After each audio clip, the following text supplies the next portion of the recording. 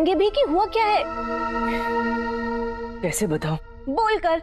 अब आप अम्मा तो है नहीं जो हमें सांकेतिक भाषा में बताएंगे। मुझे पता है, किंतु सोच रहा हूँ कि क्या बताऊं। वो बहुत विचित्र स्वप्न था शारदा, समझ नहीं आ रहा अच्छा था या बुरा।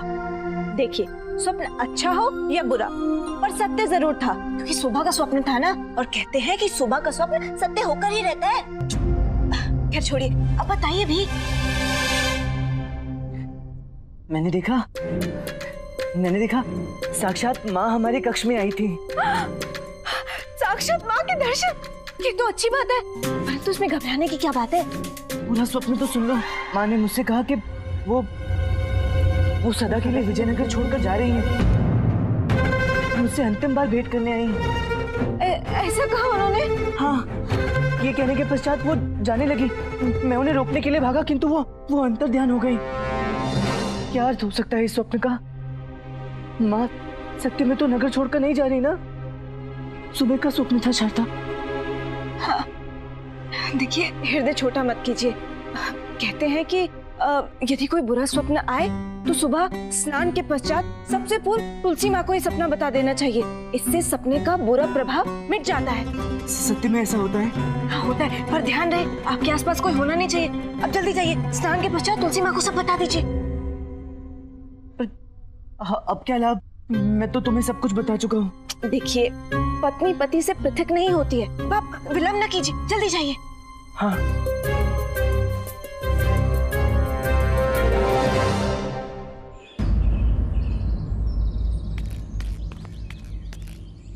आसपास कोई भी नहीं है, शीघ्र माँ को स्वप्न सुना देता हूँ।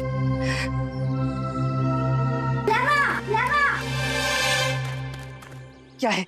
तुझे भी अभी आना था? सदैव अनुचित समय पर आता है ना। क्यों? अब मेरे आने जाने का भी समय तय हुआ है क्या? मतलब देख रहे हैं ना, मैं पूजा कर रहा हूँ। तो कर ला, मैंने कहा लोग है। मैं तो केवल ये बताने आया था कि नवरात्रि में मुझे थे डोली अटकन और थे डोली नई धोती चाहिए। क्या?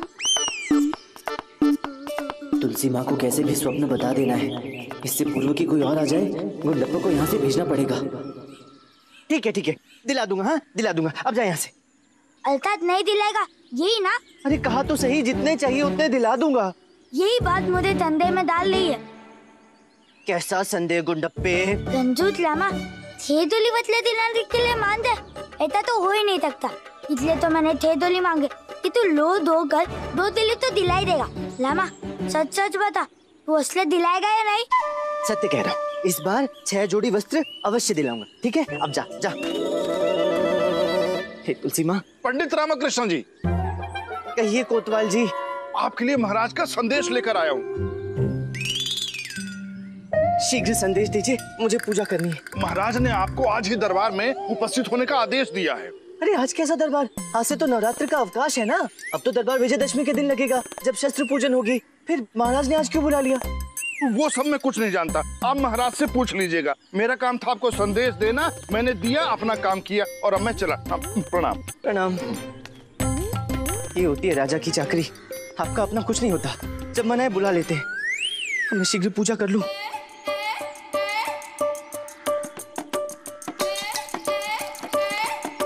हे तुलसी माँ, आज नहीं स्वप्न।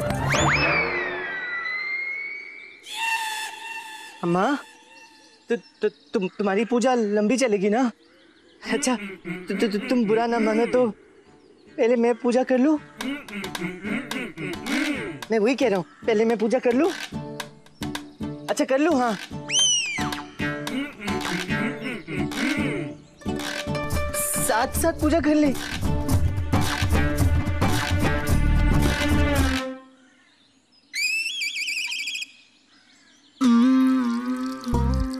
प्रतीत होता है मैं आपको स्वप्न नहीं सुना पाऊंगा। हाँ तो महामंत्री जी, ऐसी कौन सी विपदा आन पड़ी? क्या? कौन सी विपदा आई है? दरबार में कोई विपदा आई है? हमें नहीं पता। गुरुजी आप शायद भूल रहे हैं, नवरात्रि आने वाली है और महाराज से आपने नवरात्रि में लगने वाले व्यय को तय नहीं किया है। आज अच्छा मौका मिलेगा आपको। प्रणाम पंडित रामकृष्ण। प्रणाम मंत्री भाई। प्रणाम गुरुवर। ये अचानक दरबार क्यों लगा है? ये तो महाराज ही बताएंगे, हमें ज्ञात नहीं है। सम्राटों के सम्राट, नरेशों के नरेश, महाबली महाराज कृष्णदेव राय पधार रहे हैं। महाराज कृष्णदेव राय की, महाराज कृष्णदेव राय की, महाराज कृष्णदेव राय की, महाराज कृष्णदेव राय की। हमें याद है कि हमने विजयदशमी तक अवकाश घोषित किया था, तो आप सब ये सोच रहे होंगे कि आज हमने आप सभी को रात दरबार में क्यों बुला लिया। महाराज हम जानते हैं। अच्छा, तो बताइए। वो क्या है ना महाराज कि आपने नवरात्रि पर होने वाला व्यय घोषित नहीं किया था ना, इसलिए आपने दरबार बुलाया है। कोई बात नहीं, हमने सूची तैयार कर ली है महाराज। कुल मिलाकर 50 सहस्त्र स्वर्ण मुद्राएं व्यय होंगी। जी गुरुवर, इस विषय में भी बात करेंगे, परंतु हमने आज आपको इस कारण से नहीं बुलाया है। फिर किस कारण से बुलाया है? आज हमने आप सभी को बुलाया क्योंकि एक अत्यंत गंभीर समस्या आन पड़ी है। परंतु समस्या है क्या महाराज? गुरुवर, आपको हमारी एक सखी याद होगी, झिल्ली? हाँ हाँ महाराज, वो आपके माली की पुत्री। जी जी, वो बालिका जो छोटी होते हुए भी आपको नाम से संबोधित करती है। हाँ, वो हमें कृष्णदेव राय कहती हैं, परंतु वो मित्र हैं, मित्रता में छोटा बड़ा क्या। जी, तो झिल्ली की एक समस्या है और हमें आशा नहीं अपितु पूर्ण विश्वास है गुरुवर कि आप उस समस्या का समाधान अवश्य देंगे। अवश्य महाराज, अवश्य। तो हम प्रस्तुत करते हैं हमारी मित्र झिल्ली को। झिल्ली!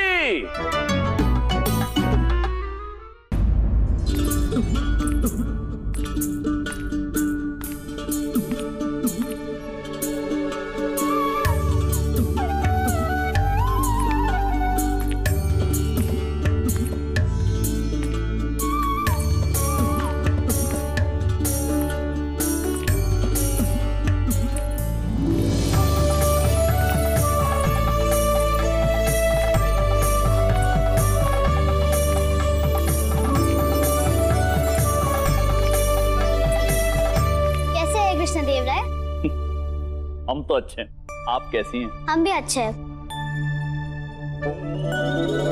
कृष्ण, मैं अपनी समस्या कहूँ? जी जी अवश्य, इसी हेतु हमने ये दरबार बुलाया। कल से नवरात्रि आरंभ हो रही है और मैं भी नवरात्रि करना चाहती हूँ। मुझे ये जानना है, नवरात्रि का पूजन कैसे होता है? गुरुवर जी जी महाराज। देखो बालिका, नवरात्रि के दिवस केवल पूजन नहीं होता है, आयोजन होता है, और नवरात्रि का सबसे भव्य आयोजन विजयनगर में ही होता है। बताइए कैसे करते हैं? बताते। देखिए क्या होता है, नवरात्रि के प्रथम दिवस माँ की मूर्ति की स्थापना होती है। और ये मूर्ति कौन बनाता है तुम्हें पता है? बंगाल के बड़े बड़े कलाकार महीनों पूर्व आ जाते हैं और माँ की विशाल और भव्य मूर्ति निर्मित करते हैं। और ये मूर्ति ही भव्य नहीं होती है, पंडाल भी विशाल, बहुत विशाल होता है। देश के सर्वश्रेष्ठ कलाकारों द्वारा निर्मित होता है विजयनगर का ये पूजा पंडाल। और इसके समक्ष सजावट के लिए ये बड़े बड़े बड़े बड़े हाथियों को खड़ा किया जाता है। और ये पुष्प कहाँ से आते हैं जानती हो? ये पुष्प आते हैं कश्मीर से। कश्मीर से आए हुए पुष्प माँ की मूर्ति पर चढ़ाए जाते हैं। और माँ के भोग के लिए ब्रज भूमि से ब्राह्मण रसोइये आते हैं, 56 भोग बनाते हैं और वही नगर के सब लोग खाते हैं। उसी भोग का राशन अपने घर में गुरुजी दबा लेते, वो पूरे वर्ष कुछ नहीं करे करते। और इतना नहीं, ब्राह्मणों को हृदय खोल कर दान दिया जाता है ना महाराज? जी जी गुरुवर। हाँ, अब गौ माता, ऊनी वस्त्र, स्वर्ण मुद्राएं। अरे गुरुजी, तभी तो बोलो कि जिसको भी दान मिलता है उसमें अपना हिस्सा पहले ही बचा लेते हो। और हाँ, 9 दिवस तक ये पूजन चलता है और 9वें दिन लाखों मन चंदन की लकड़ियों के साथ हवन होता है। और विजयदशमी के दिन शस्त्र पूजा के बाद माँ की मूर्ति का विसर्जन हो जाता है और माँ जाते जाते समस्त विजयनगर वासियों को आशीर्वाद देकर जाती है। ये माँ के आशीर्वाद का प्रताप है बालिका कि विजयनगर पर कभी कोई संकट नहीं आता। अर्थात नवरात्रि पूजन में बहुत अधिक व्यय होते हैं। हाँ, ये केवल राजा महाराजा ही कर सकते हैं। परंतु मैं भी ये पूजा करना चाहती हूँ। हाँ, तो कोई समस्या नहीं, तुम भी हमारे साथ राजकीय पूजा में सम्मिलित हो जाओ, पुण्य का थोड़ा अंश तुम्हें भी मिल जाएगा। हमें ये पूजा अपने निवास पे करना है, परंतु हमारे पास इतना धन नहीं है। तो हम क्या करें? आप कोई ऐसा सरल उपाय सोचिए जो मैं भी कर सकूं। ना ना ना ना, ना। कोई सरल उपाय नहीं है बालिका।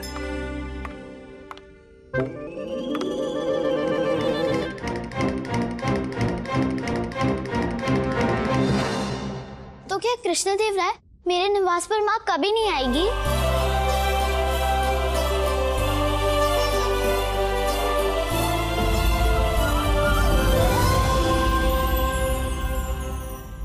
झिल्ली, आप यहाँ हमारे निकट आकर बैठिए। आइए हमारे निकट।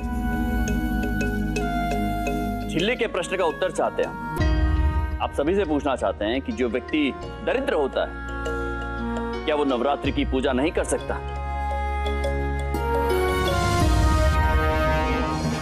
देखिए महाराज। नहीं महाराज, माँ की पूजा तो कोई भी कर सकता है, चाहे वो धनवान हो या दरिद्र। मुझे गुरुवर जितना ज्ञान तो नहीं है, किंतु इतना अवश्य जानता हूँ कि इस पूजा को सरल पद्धति से भी किया जा सकता है। मेरे घर पर ऐसे ही सरल पूजा होती है। पंडित रामकृष्ण, आप ये सिद्ध करना चाह रहे हैं कि हम अनुचित कह रहे हैं? नहीं गुरुवर, मैं तो केवल उस सरल उपाय के विषय में बता रहा हूँ जिसके विषय में मैं जानता हूँ। यदि आपको आपत्ति है तो नहीं बताता। नहीं पंडित रामकृष्ण, हम आपके इस सरल उपाय के विषय में जानना चाहते हैं, बताइए। धन्यवाद महाराज। महाराज, नवरात्रि उत्सव पे सबसे पूर्व घर के आंगन को गोबर से लीपा जाता है।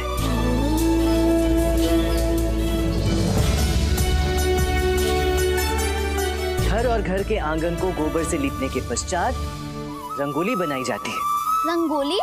हाँ, किंतु बाहर से रंग लाने की आवश्यकता नहीं है। तुम आटा और चावल के दानों से भी रंगोली बना सकती हो।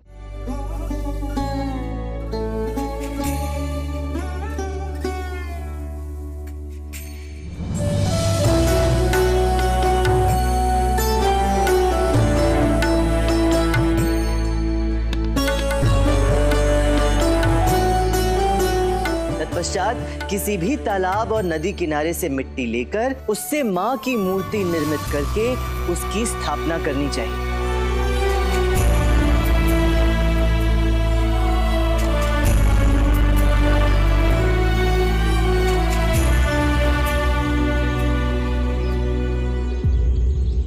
तत्पश्चात माँ की मूर्ति के समक्ष थोड़ी सी मिट्टी रखकर उस पर थोड़ा जल छिड़ककर एक कलश रखना चाहिए।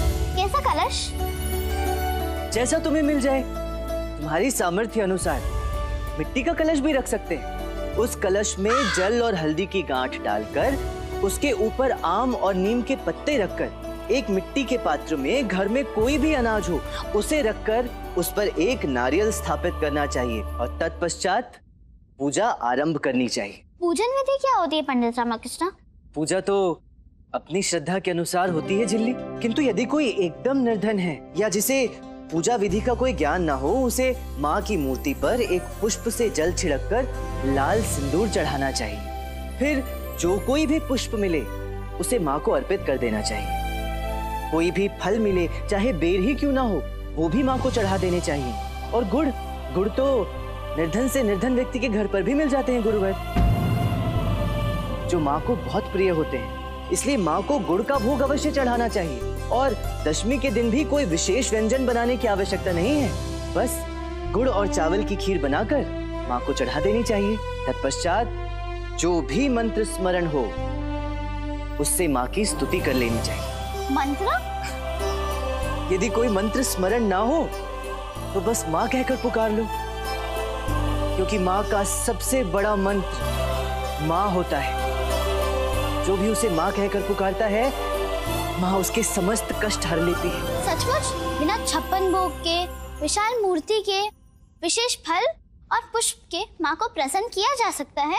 निश्चित रूप से, क्योंकि माँ तो केवल भावना की भूखी है। माँ ये नहीं देखती कि आप कितनी भव्यता से किस तरह माँ का पूजन कर रहे हैं, अभी तो माँ ये देखती है कि आप किस श्रद्धा भाव से उनकी पूजा कर रहे हैं। श्रद्धा भाव से चढ़ाया एक पुष्प सहस्त्र पुष्पों से बढ़कर होता है माँ के लिए।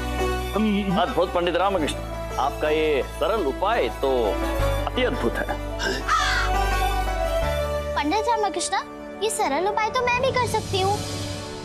तो पंडित रामकृष्ण, अगर मैं ये सरल उपाय करूँ तो मेरे निवास में बहुत सारा धन आ जाएगा? धन नहीं, समृद्धि। धन और समृद्धि तो एक ही हुआ ना? नहीं झिल्ली, वो धन जो हमारे पुण्य कार्य में लगता है, जो हमारी संतान की शिक्षा में सहायक होता है या किसी निर्धन को दान देने के कार्य आता है, उस धन को समृद्धि कहते हैं। जिस घर में समृद्धि रहती है वहाँ सुख शांति अपने आप रहती है। अद्भुत पंडित रामकृष्ण, आज तो ऐसा प्रतीत होता है जैसे आपके मुख में स्वयं सरस्वती माँ का वास हो। अद्भुत व्याख्या की है आपने। तो क्या पंडित रामकृष्ण, अगर मैं ये नवरात्रि का पूजन करूंगी तो मेरे घर पे सदैव समृद्धि का वास रहेगा?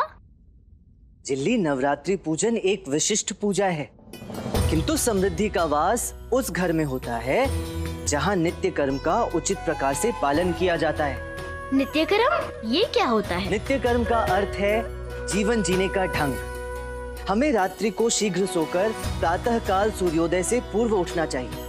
तत्पश्चात शौच कार्य करके अपने शरीर को स्वच्छ करना चाहिए। हमारे शरीर को मंदिर कहा गया है क्योंकि इस शरीर में हमारी आत्मा निवास करती है, इसलिए इस मंदिर को अंदर बाहर से निर्मल रखना चाहिए। तत्पश्चात जहाँ हम रहते हैं वो निवास भी मंदिर ही होता है, उसे भी स्वच्छ रखना चाहिए क्योंकि स्वच्छ घर में ही माँ और अच्छी शक्तियाँ प्रवेश करती हैं। हमें सदैव सात्विक आहार लेना चाहिए, जो ना अधिक हो ना कम। सात्विक आहार ही हमें स्वस्थ रखता है और स्वस्थ रहना इसलिए आवश्यक है क्योंकि स्वस्थ तन में ही स्वस्थ मन बसता है। हमें सदैव बड़ों का आदर करना चाहिए क्योंकि बड़ों का आशीर्वाद ही हमें संकटों से बचाता है। और सबसे बड़ी बात, नारी का सम्मान। हर नारी का सम्मान होना चाहिए। माता, पत्नी, बहन, किसी में कभी कोई भेद नहीं होना चाहिए। जितना प्रेम पत्नी से करते हैं उतना ही माता से भी करो, और जितना आदर माँ का करते हो उतना ही पत्नी का करो। घर की हर नारी को सुखी रखो क्योंकि जिस घर में नारी प्रसन्न रहती है वहाँ समृद्धि का वास होता है, और जिस घर में नारी दुखी हो जाती है वहाँ दरिद्रता का वास हो जाता है।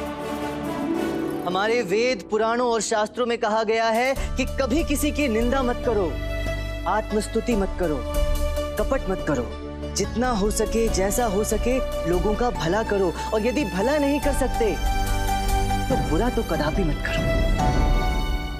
बड़ों का आदर, भक्ति भाव, श्रद्धा, धर्मपरायणता, स्वच्छ हृदय, अच्छे कर्म, अपने कर्तव्यों का पालन करना, अपने दायित्वों का निर्वाह करना, कभी किसी की निंदा नहीं करना, दूसरों की सहायता करना, कभी किसी को अपशब्द नहीं कहना, और मन में आसुरी और तामसिक विचारों को ना आने देना। ये सभी वो संस्कार हैं जिनका पालन यदि हम प्रतिदिन करें तो हमारे निवास में सदा माँ का वास बना रहेगा।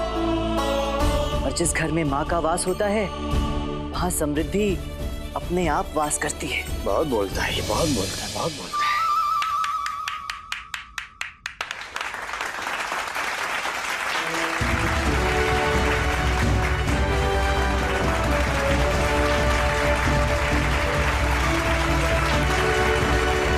इतना सब मैं कैसे भूल गया? जब भी ये बालिका आती है पता नहीं मुझे क्या हो जाता है।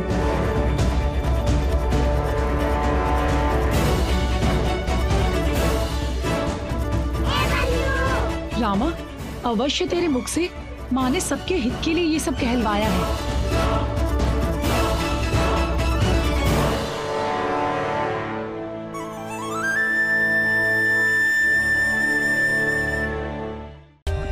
For more updates, subscribe to our channel, click the show links and enjoy watching the videos.